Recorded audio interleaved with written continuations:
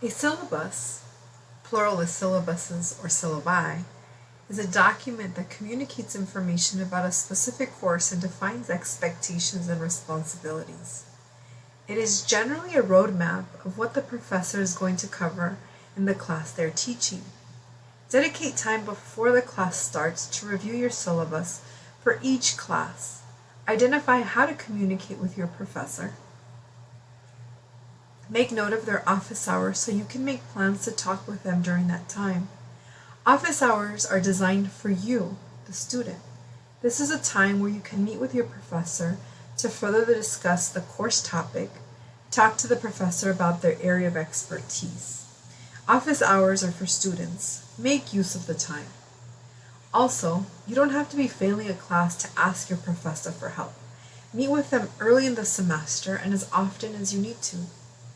The course syllabus usually has standard information organized differently because everyone has their own creative expression, but you'll usually see the course description. You'll see the learning outcomes for the class, and everything in the class connects back to the learning outcomes. You'll find the required texts. Some classes are zero cost textbooks, so there may be no cost for that course. And then there will often be recommended books.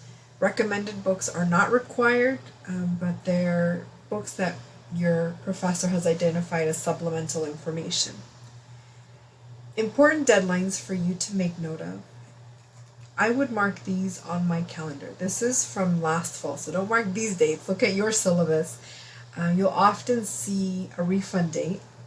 So you have up until this date to test drive the class, and if for any reason you have to drop, this is the date that you need to drop it by in order to get a full refund if you're paying for classes.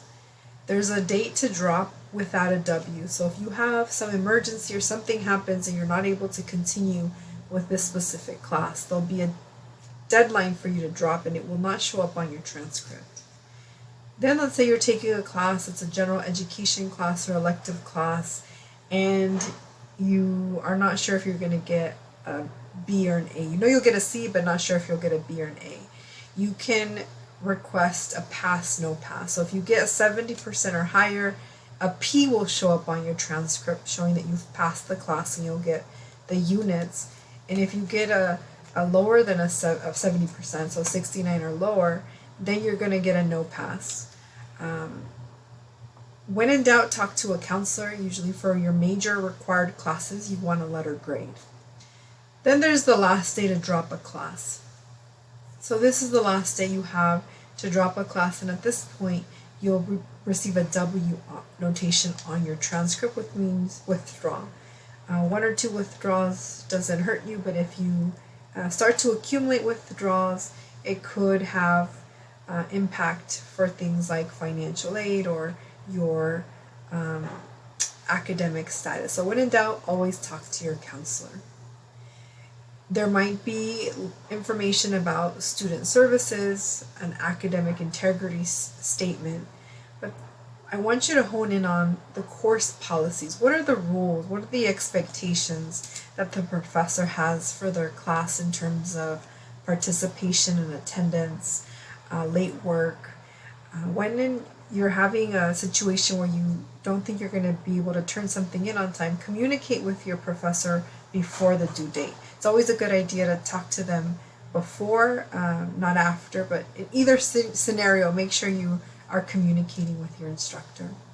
Grading skills. You want to pay attention to, what is an A in a class? In this class, it's an 89.5 or higher. So you want to understand what the grading scale is that the professor is using. In some classes, it might require a 72% for a C instead of a 70. So you want to know that up front. There'll be expectations about what they want in terms of the standards for writing assignments. You'll also see a list of the assignments and their point value. And then you have the schedule. So it's a good idea to understand when projects are due. Write down the due dates for things so that you don't forget. You also see them in Canvas, but it's a good idea to calendar them so that you're aware of things like your midterm exam, your quizzes, the final exam, and any research papers that are due. So it's just a little walkthrough to get you oriented. Make sure you write down the due dates and deadlines. Keep track of your important dates on a master calendar, whether that's in your Google or your Outlook 365. Set up those reminders for yourself.